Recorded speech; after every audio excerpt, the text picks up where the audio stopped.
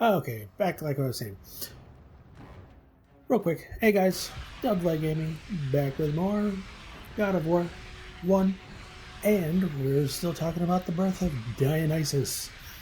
So, like I was saying, you know, Zeus sees this hot chick, he gets Semele, he gets her pregnant, she thinks it's a god, so on and so forth, and she's like, I want to know who the baby daddy is. Zeus is like, are you really sure? She's like, yeah, dude. Tell me who the baby daddy is. You know, I need to go. Do I need to take your ass to Mori? So, Zeus is like, okay, here we go. And he starts to basically, like, you know, he's in human form. So he's, 5'9", 5'10", whatever human form, like the average height for a human would be back then. And first off, before I say anything, fuck this fight. I hate this fight. Anyways, so Zeus is all like, alright, here we go. And he starts to get all like huge. Not like, like beefcake swole, but like he starts like growing to be this like massively huge giant. And his arms stretch out like super long, and they start to almost basically like be almost like on fire, like he's like a phoenix, kind of like setting himself on fire to be like the, like in Disney's Aladdin, it was like phenomenal cosmic power. Like he gets all huge and big like that, but at the same time, he's lighting up all the stars. He's shooting lightning out everywhere, setting fire to be like, behold, I am your baby daddy. And with everything going on, with all the lightning and every big, flames and sparks and this, that, and the other, well, Semele's mortal. She can't handle being like, oh my god. And then all of a sudden, she herself ends up catching on fire. And Zeus is like, oh crap, what did I just do? Well, I can't save you both.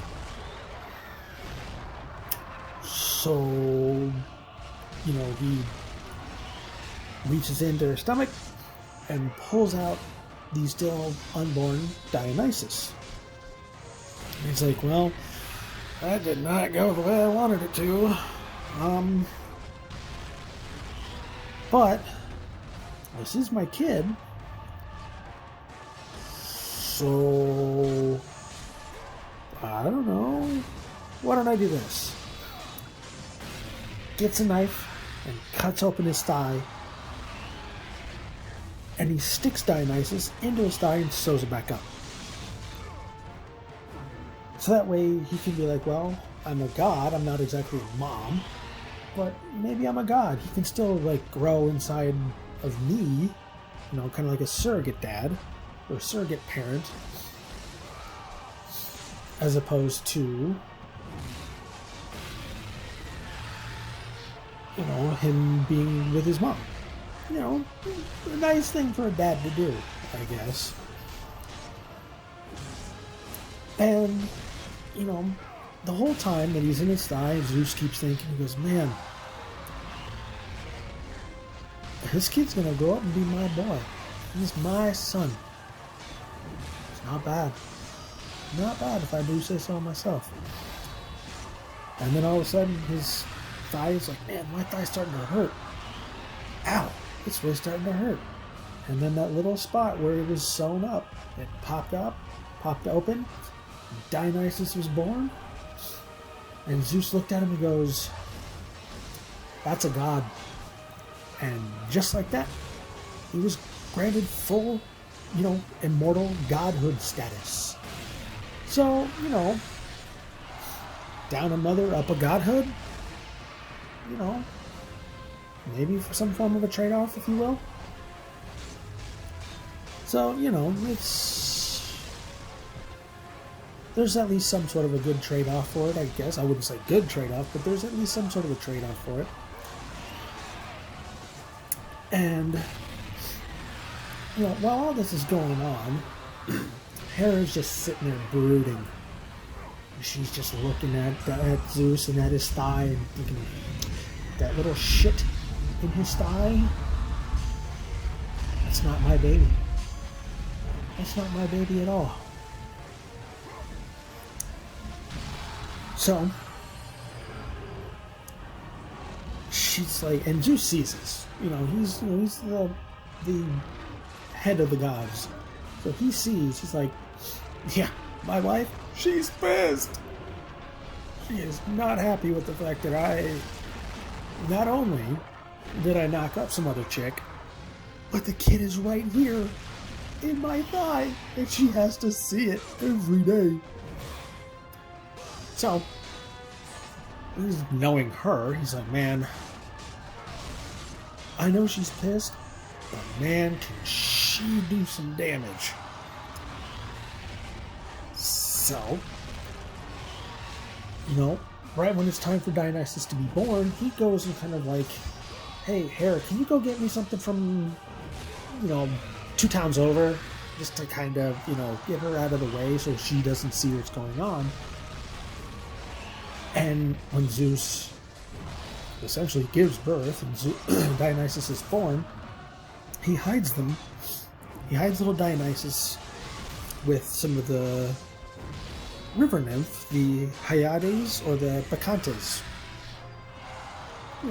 Just to kind of be like, shh, this is my kid. Hera doesn't know. Hide her.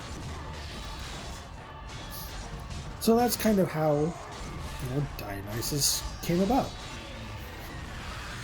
So basically, with Hera not knowing, she didn't know about it, so Dionysus basically grew up with the river nymphs throughout his whole life. And, he just happens to be where there's nearby some vineyard, like some grapevines. And he kind of starts like, well, what if I do this to a grape? What if let's mash this grape. Ooh, that juice tastes really good. I want more. So let me mash up some of this. What happens if I mash up this grape if I drink it straight away? Oh, that's cool. But what if I did this? What if I mashed up a bunch of grapes and kind of let them sit for a while? And lo and behold, he eventually invents wine.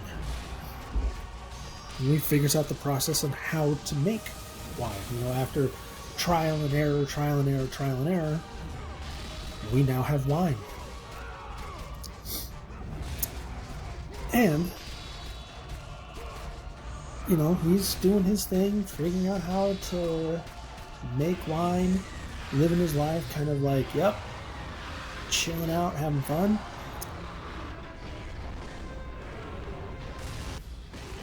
Hera, she sees where he's at. She finds out where he's at. Now, she's not exactly able to, transform him or, disfigure him or anything like that. But what she does do is she makes him, she basically, as some people might have heard, they're touched in the head. She kind of makes him a little oh my god, I gotta go.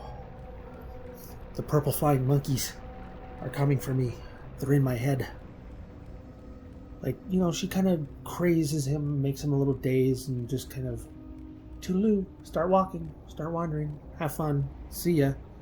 And that's kind of how that's her way of getting back of my husband cheated on me. I can't get rid of him. I can't kill him, but I can make him insane.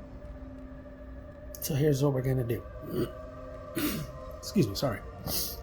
So, he starts wandering from town to town, and people think, man, this guy is he's a bit touched in the head. Just leave him alone, let him do his thing. He'll be gone in a couple of days, or he'll just, wander through the streets, and next thing you know, he's off to, Athens, Ithaca, all these other places. Just leave him alone. He eventually runs into his grandmother, the Titaness Rhea. Rhea sees him. Says, "That's my grandson." She just kind of noticed. They know these things. And she, alakazam, abracadabra, poof, you're cured. And all of a sudden he's like, where am I? What just happened? But you know what? I actually enjoyed what I was doing. Thank you for what you did, Grandma, but I'm going to keep wandering.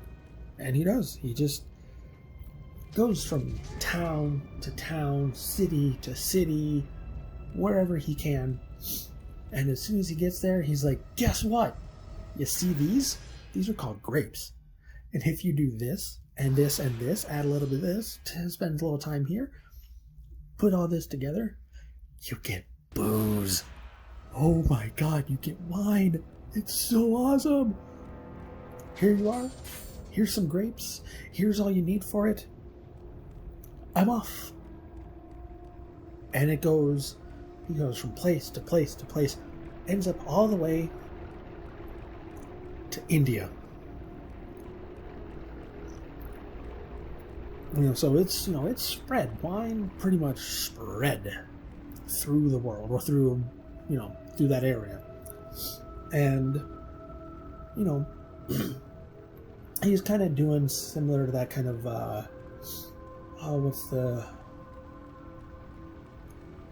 like a self-reflective kind of... Lord Hades. Your progress is impressive, Kratos. But your skills will not carry you to your ultimate goal. I offer you the souls of Hades itself. The souls of the dead, who stand ready to fight by your side. Take this weapon, Kratos.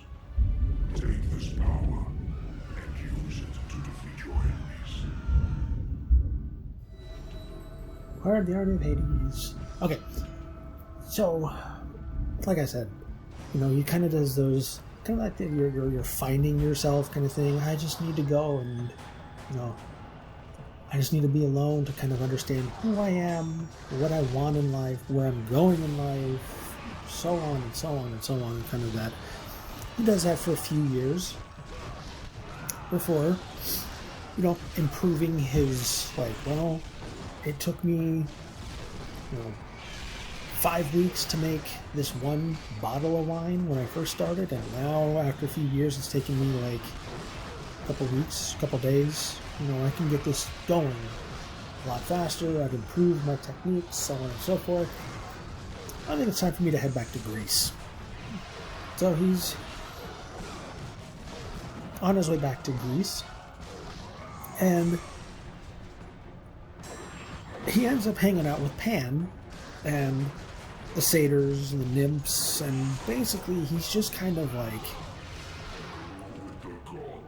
wakes up, hangs out, just kind of, makes wine, drinks wine, hangs out with Pan and the nymphs and all them. It's just kind of we're having a rockin' tubular chill kind of time. And again, now that they know how to make wine, they're pretty happy too. Now, again, like I said, in Greek mythology, there's usually, story A and story B.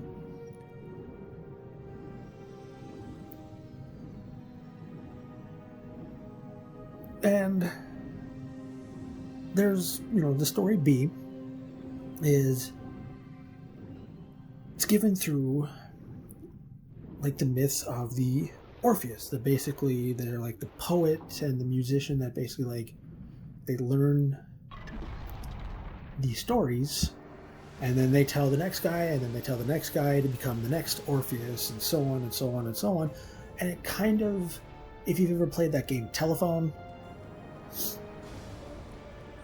similar to like The Simpsons, where the teachers are on strike, and they're like, the teachers don't have what they have, the gusto or whatever, and it ends up going down the line, and at the very end, it's Purple Monkey dish soap.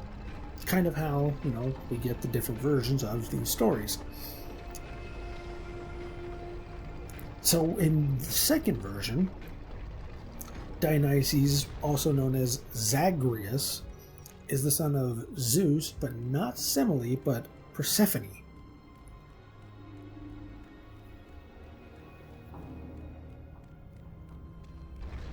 And when the baby was born, or after he was, while he was a baby, the Titans saw him and they're like, no. So one Titan grabs his arm and rips it right off. Another one grabs his head and rips it off. And basically the whole baby is just ripped to shreds. But there really isn't much of a reason, there's not really a reason, they were like, oh no, we don't need, Zeus, you need to find a condom, bro. That kind of thing. It's more just kind of there's not really a reason why. The Titans just we don't like this baby. And rip the baby to shreds.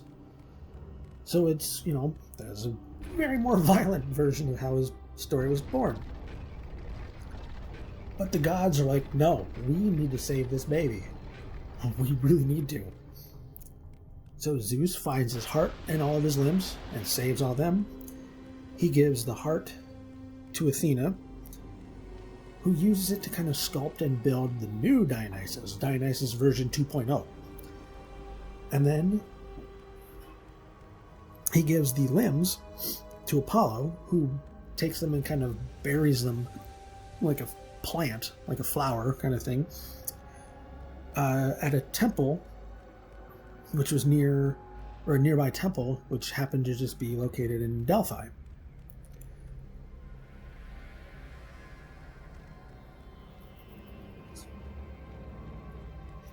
And a lot of his followers, the followers of Dionysus, they kind of have that similar, no, that's kind of how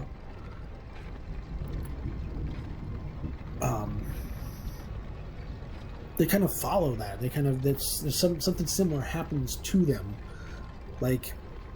For example, the king of Thebes, Pentheus, he gets torn apart, literally, what is it? Dismemberment. Yeah, dismemberment by the Bacchantes, by the Dionysus followers. They're just nope, and pull you apart. So, I mean, they're kind of you know what? It's befitting of a god. It's befitting of you. Pull them apart. So he's kind of interesting how they kind of have these version A is well, unfortunately it's almost, and I mean almost a Disney kind of things seem kind of nice and subtle and gentle, and then then it gets into the Maury subject of who's my baby daddy? You are the father. And then, oh crap, I killed the mother. And then, we get version B, which is just yep, he was pulled apart. Just straight up murdered. So, there's, with the realm of Dionysus, something that you'd see when thinking of him or attributing to some of his attributes. You get, fertility, the wine, the mysterious cults, like I was saying with the Bacchantes, who they pulled apart the king of Thebes. There's theater, there's masks, there's just kind of huge aspects regarding Dionysus.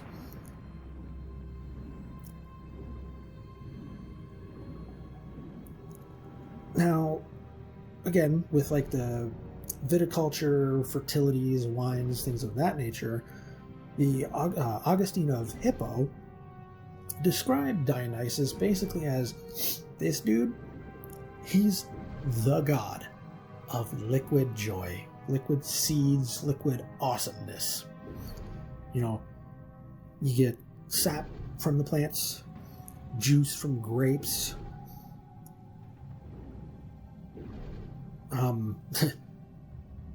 the baby juice from people and animals, and it has some, like, they try to connect that to fertility, because the sap from the plants that is used to help, like, they put other offspring into it and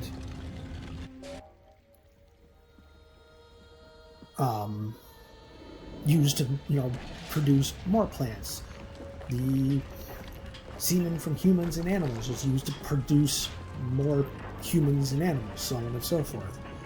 And he's kind of in the same scene as kind of like Demeter, where even though she's like very much like boo-hoo wah sad kind of thing, like she's just straight sad. Dionysus, he's like all over. He's like, haha, I'm having fun with mine, but I'm sad because I don't know who my mommy is. And he's everywhere in between. Kind of a guy, kind of that kind of a god. And I actually think this might be a good spot to stop. So I believe there's a save point right next to me. Yeah, it's over in the other corner. So I will wrap this episode up, and I will see you guys in the next video. Feel free to like, share, comment, and subscribe if you're new. Like I said, see ya.